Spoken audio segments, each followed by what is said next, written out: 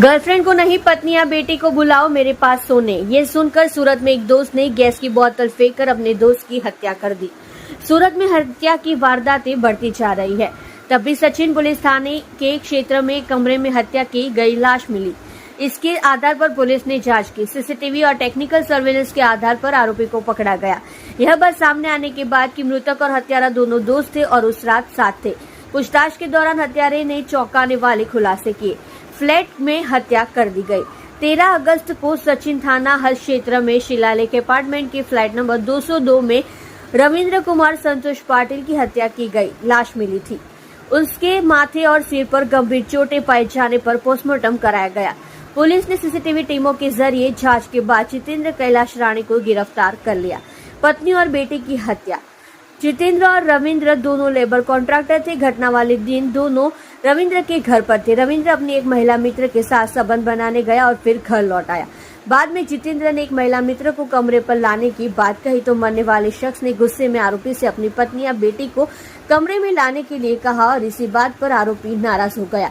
बाद में गुस्से में आकर उसने रसोई से गैस की बोतल उठाई और उसके चेहरे पर फेंक दी, जिससे वह गंभीर रूप से घायल हो गया और भाग गया। पुलिस के सामने जितेंद्र ने यह बात कबूल कर ली। सूरत के सचिन पुलिस स्टेशन में शिलालेख अपार्टमेंट में एक इन्फॉर्मेशन मिली कि उसमें रहने वाला जो आदमी है रविंद्र कुमार संतोष पाटिल, ये उसकी डेथ हो गई है और रूम के अंदर ब्लड बिखरा हुआ है, ऐसा पुलिस को इन्फॉर्मेशन मिला। तो एफएसएल की टीम के साथ में वहाँ पे जब जाके चेक किया गया तो उसके माथे में, कपाल में बहुत इंजरी हो रखी थी और पूरे रूम में ब्लड फैला हुआ था।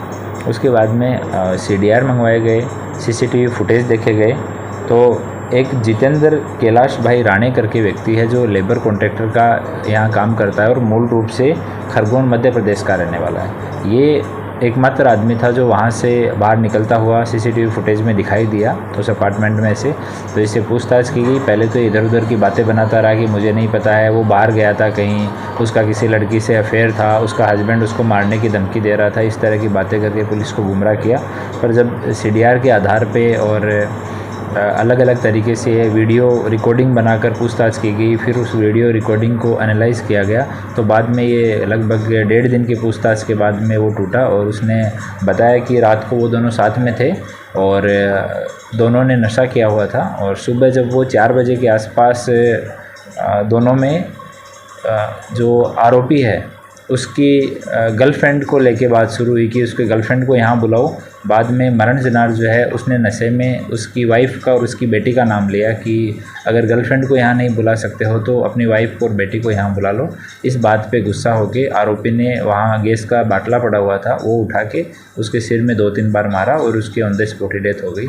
उसके बाद में ये यहाँ से निकल के और अपने एक दोस्त के घर गया और फिर अपने घर चला गया। तो आरोपी को अरेस्ट कर लिया गया है और बॉडी का पोस्टमार्टम करा के परिजनों को हैंडओवर कर दी गई है। और ये एक रिटायर्ड अपने गुजरात पुलिस के रिटायर्ड पुलिस अधिकारी हैं, उनका बेटा है। वो अभी नासिक में, इनकी फैमिली नासिक में रहती है और मरण जनार की बीवी और बच्चा है वो भी नासिक में रहते हैं, इसके साथ नहीं रहते। सर, आरोपी क्या करता था, मृतक क्या करता था? ये दोनों ये लेबर सप्लाई करते थे, खाते में दोनों काम करते थे और जो मरण जनार है वो आरोपी के अंडर में ही काम करता था, लेबर सप्लाई। Thank you.